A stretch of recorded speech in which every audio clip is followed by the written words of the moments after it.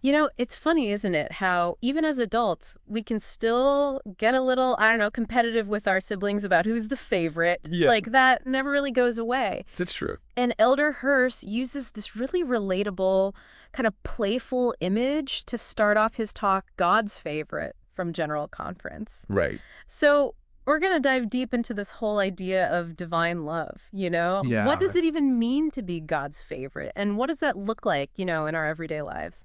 Yeah, and what I find so interesting about Elder Hirst's approach is how he uses humor. Yes. Because, I mean, it's a sensitive topic, right? Like, does God actually have favorites? Right. But he approaches it in this lighthearted way, which I think really makes it more approachable for everyone. Totally. It's like he's inviting us to laugh along with him, to not take the whole thing too seriously. Exactly. But then he dives right into this really beautiful concept that God's love isn't finite, right? Yeah. He doesn't have a limited amount to give out. Yeah, yeah. And I love how he uses that Venn diagram, you know, where he's like, God's love is where we all overlap. Oh, yeah. It's like this common ground we all share, regardless of our differences. It is. Did that resonate with you? Yeah, absolutely.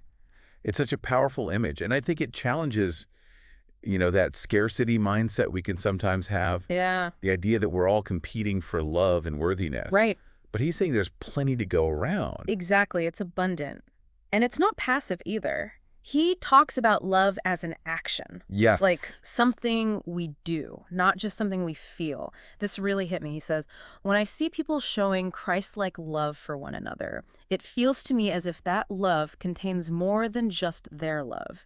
It is love that also has divinity in it. Wow. It's like when we love others, we're tapping into this divine source. Yes, and that's a good point. It's not just our effort. Right. It's like when we're acting with love, it connects us to something bigger than us, something transcendent. Right. And he goes on to say that when we love one another in this way, as completely and fully as we can, heaven gets involved too. Wow. So serving others, it's not just about them. It's a way for us to tap into that divine love as well. It's a two-way street. It is a beautiful way to frame it because we always think of serving as something we should do. Right. Yeah. But he's suggesting it's a way for us to experience more love and connection in our lives, too. That is a great point. But he also acknowledges, and I think this is important, he acknowledges that sometimes even when we understand this concept, intellectually, we might not actually feel God's love. Right. He talks about those voices of doubt that can creep in, telling us we're not worthy or we're too broken or we're too different. All the time. Have you experienced that? Absolutely. Yeah. I think we all have those moments of self-doubt. For sure. Those times when we just don't feel worthy of love. Yeah. And I appreciate that he addresses that head on. Like, he doesn't sugarcoat it. He acknowledges those feelings of distance. Like, that's real. It is real. It's a real struggle. Yeah. And what's crucial is how he responds to that. He doesn't say, oh, you shouldn't feel that way or just get over it, Right. Instead, he gives this really powerful message of reassurance. He says flat out, those voices are wrong. Nothing can disqualify us from God's love. I love that. Isn't that great? Yeah. It's so reassuring. So good. It's like he's not saying that our struggles aren't real. He's saying our struggles don't change the reality of God's love for us. Exactly. Which is huge. Yes. And he uses this great example to illustrate this point, and it's the example of Christ's brokenness. Okay. He says, surely Jesus removes all shame from the broken. Wow. That is powerful. That's such a powerful image, right? Yeah. It's like he's saying our brokenness doesn't disqualify us. At all. It doesn't make us any less worthy of that love. Exactly. Yeah. And what's interesting is that he introduces this really beautiful concept a little later on. It's this Hebrew word, Hesed, H-E-S-E-D. And it's hard to translate, but it basically means God's unwavering covenantal love. Okay. When I first heard that word, I'll be honest, I was like, what is that? Yeah, it's not a common one. It's not something you hear every day. But he explains it so beautifully. He says it's a love that doesn't depend on our performance or our worthiness. It's not earned. It's just freely given without any expectation of anything in return. And he uses this really cool image to get that point across mountains. Oh, wow. He quotes a scripture that says, the mountains shall depart and the hills be removed, but his has said, his kindness shall not depart from us. Wow. I don't know about you, but when I picture mountains in my mind, Yeah. I think of strength, solidity, permanence. Right. Like they're not going anywhere. Exactly. Like they can withstand anything. Wow. And he's comparing that to God's love. It's even stronger than that. So even the most solid things in the world, right? Like they pale in comparison to the steadfastness of God's love. Exactly.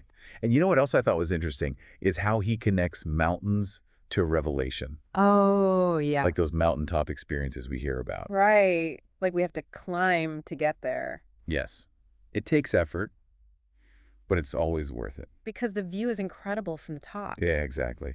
And he specifically mentions the temple as a place where we can experience that connection, calling it the house of our most precious covenants and a place for us all to retreat and sink deeply into the evidence of our Father's love for us. Okay, so we've talked about how God's love is this constant, unwavering force, right? Right.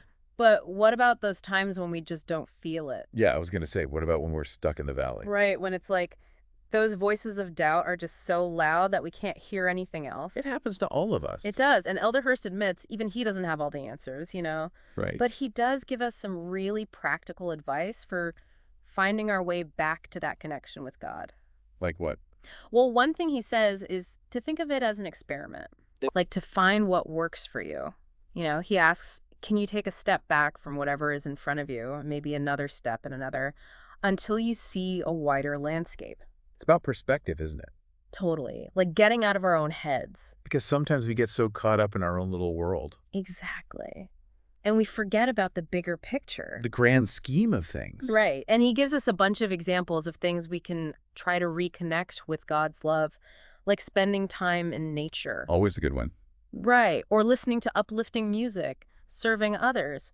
He even suggests looking back on past experiences where we felt that connection really strongly. Oh, I like that. Yeah. It's like making a mental scrapbook of sacred moments. Because those moments are still there. Exactly. Even if we don't feel them as intensely right now. Right. They're still a part of our story. And they can remind us that we're not alone.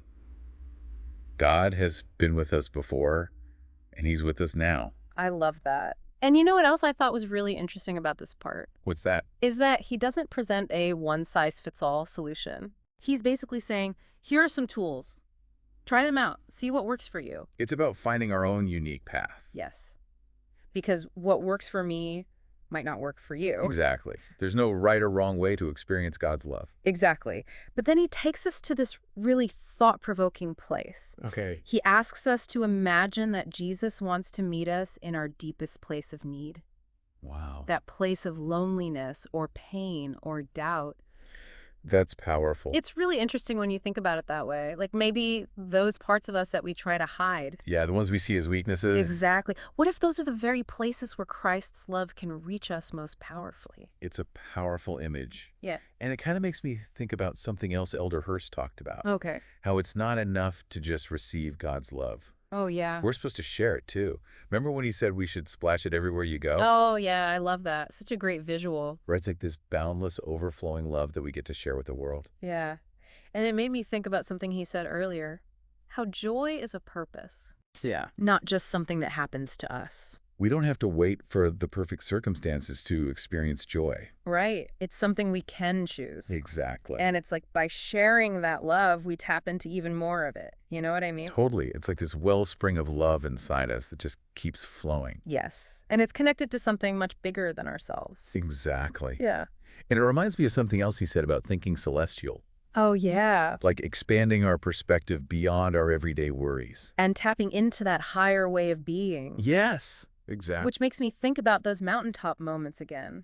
The feeling of being connected to something vast and awe-inspiring. Yes. And how in those moments, I feel this incredible sense of love and gratitude. Like my heart could burst. And that's what's so beautiful about Elder Hirst's message, isn't it? What's that? He reminds us that no matter what we're going through, no matter how distant we might feel from God at times, that love is always there. And it's in those moments when we feel most alone, most in need, that his love can have the most profound impact on us. It's true. So if we had to sum up this entire conversation in just a few words, it would be this. You are loved, Yes. no matter what. Unconditionally. And that love has the power to heal us, to change us, to inspire us to live more joyful and love-filled lives. It's a powerful message. And I think Elder Hirst's challenge to splash that love everywhere we go is something we can all take to heart. Absolutely. It could change the world. So we'll leave you with this thought from Elder Hirst. He asked, if Jesus were to choose a place to meet you, Might he choose your place of deepest need? Mm. Think about that. Where is that place for you? And how can you invite him in? Keep exploring, keep seeking, and keep sharing that love. Till next time, happy deep diving.